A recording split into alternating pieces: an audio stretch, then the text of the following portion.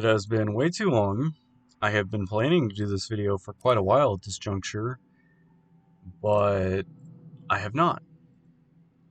So, Boommen was a game where you basically had to go through and you had to steal from ghosts. That's kind of the idea, but the problem is the Boommen are kind of overpowered for everything that's going on, and the second they show up, you're just dead.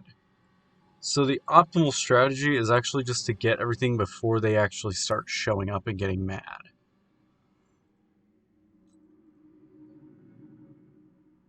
I guess for a guide perspective, I'll run through them. So Edith she's hard of hearing, but she can turn off the lights. This one is blind, so you can walk around with your glow stick, just crouch and don't talk physically. He won't hear you. You're good. This is the closest we ever came to beating it with the ghost present consistently. And we've only really got him once. Usually we get like the troll, Cynthia, or the mimic. Ghost Girl works like the Diogen in Phasmophobia, but only when the power is out. So when the power goes out, you gotta bum rush the power in all cases in case it's this one. The troll is deaf because his footsteps are so loud he can't even hear anything around it. So don't use your glow stick, stay in the dark, and just avoid him. The Mimic is the cheapest of the ghosts because it'll pretend to be one of the players and can also turn lights off. So you can see where he's going, but there's nothing you can do to stop him. And Cynthia is pretty cheap as well because you're never going to know which one is the real mannequin unless you just see it move.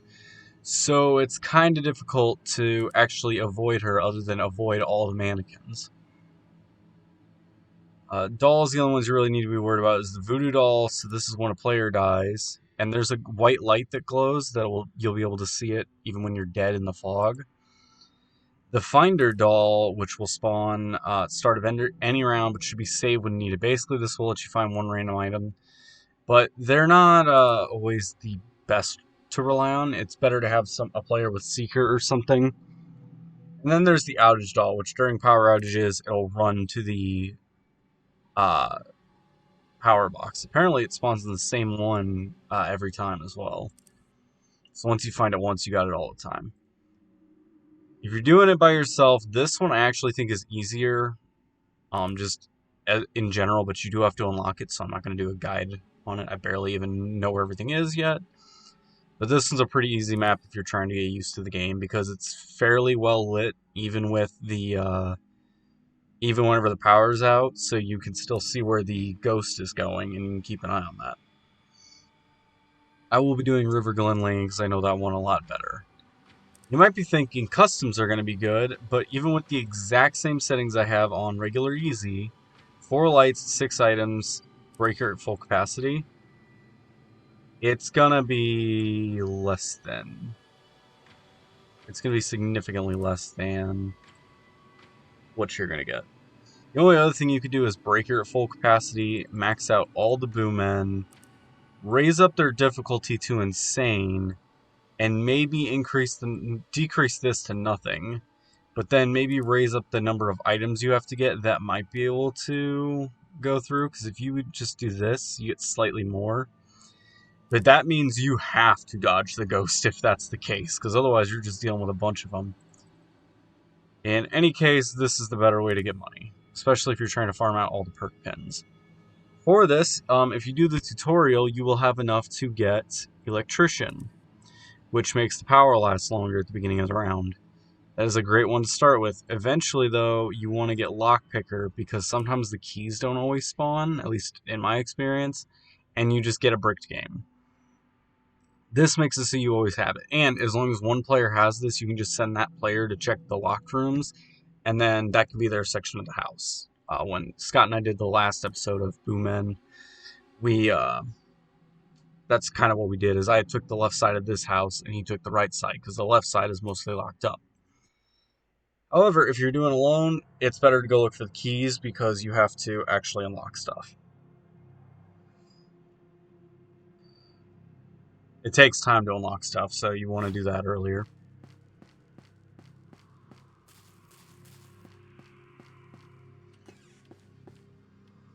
And there's the Finder voodoo doll right by the front. Couldn't have asked for a better one. Open tab to see your list. So I have a smartphone. A smartphone and the skeleton key spawn in drawers, which means I'm actually going to have to open all the drawers to figure out where's where. It's better to get used to seeing in the dark because the power box seems to go out at a slower rate than if you were to try to do it during the day. Is that the code? 7311. There's a safe on this one. Not during the day. Then if you had the power on, my brain thinks light and thinks, ah, yes, it's very time. Alright. Sometimes you may get jump scares from the cabinets as well. Because, like, hands will come out, try to grab you, or, like, sometimes severed heads can roll out of these, which is always wonderful. So we have found no luck in the kitchen. The Brambo speaker is usually in the living room. Camera and projector are usually in the bedrooms, but sometimes projector can be in a couple other spots. Once again, you gotta check every drawer for the phone. If you get that in the skeleton key. And the skeleton key, you might actually want to turn on the light just while you're doing the drawer section and then turn it off immediately. I don't have large paintings, so... antique telephone and some other stuff usually spawns on the shelf. It's kind of like playing Prop Hunt in Gary's mod. Because you're basically looking for stuff that isn't normally there. I haven't found a single thing yet.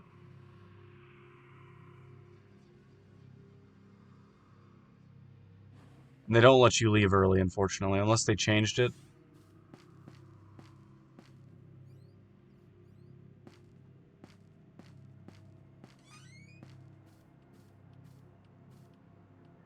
Absolutely nothing so far. There it is, first item, and I can't even pick it up. There we go. Now that I'm done with that, I don't really need to keep going into the drawer, so I'm just going to skip the rest of that. I'm going to look for a Brambo speaker, a camera, which I could have missed in that bedroom, so I'll keep that tabbed in my brain.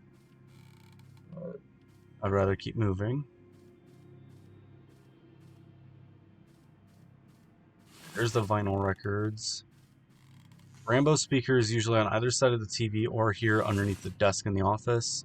Antique phone and camera can spawn there. I think they can also spawn on this shelf. Don't fully remember. Projector can be in a couple spots as well, but it's not in that one.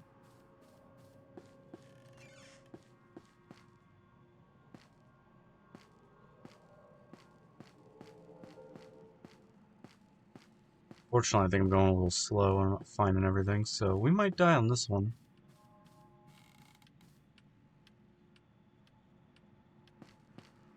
Using antique phone. Projector is sometimes down here.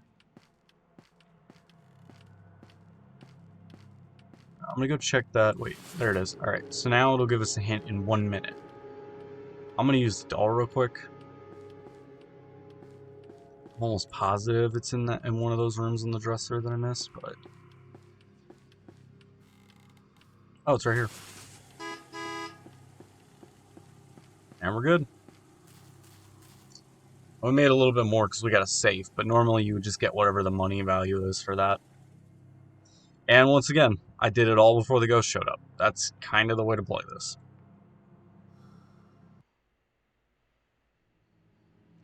Run it again so I can show you the route.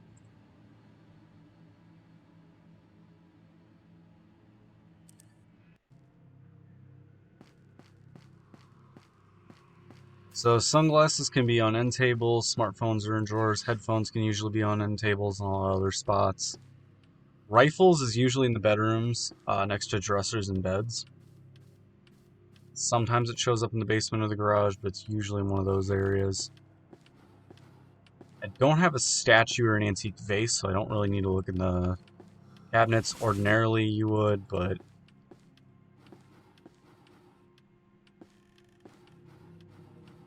in this case, we're not going to worry about it.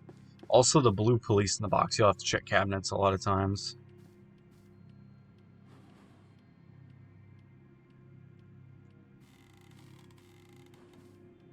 Headphones are white, so they're pretty easy to see whenever you find them.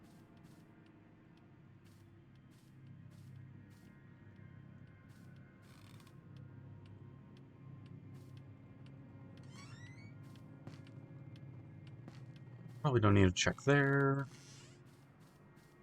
There's one spot for the rifle. Key. Headphones can spawn on desk, dressers, a lot of different spots. Sometimes the camera's here as well.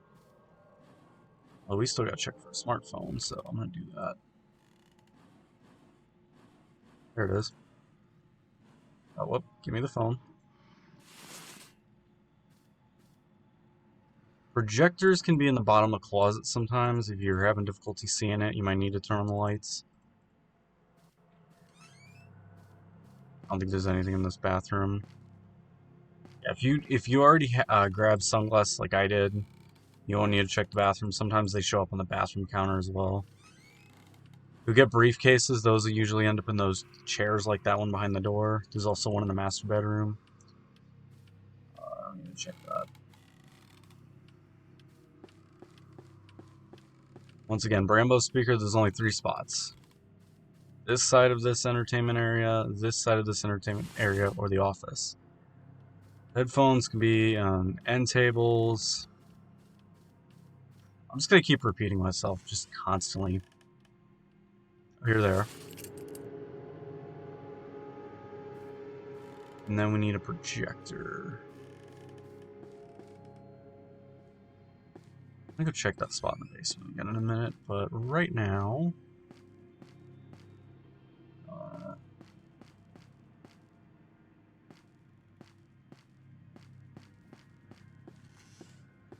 I don't know why it would be in here, but I'm also checking for the item also.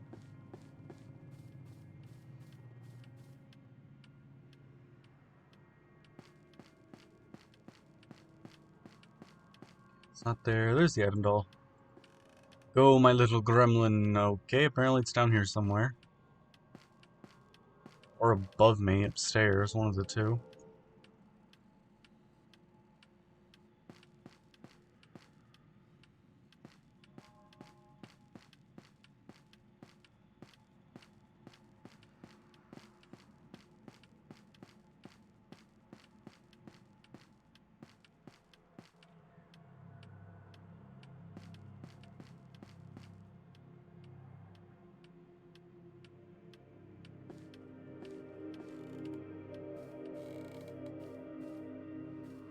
Ah, right here.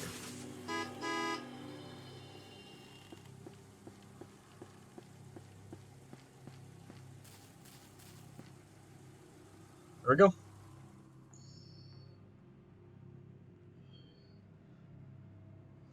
For the most part, it's just learning what's out of place and remembering where it can spawn. Especially the ones that only have a few places, like the TV, the Brambo speaker, and things of that nature. Guitar is one that has a very few spawn spots as well. Hopefully you found that helpful. Happy haunting.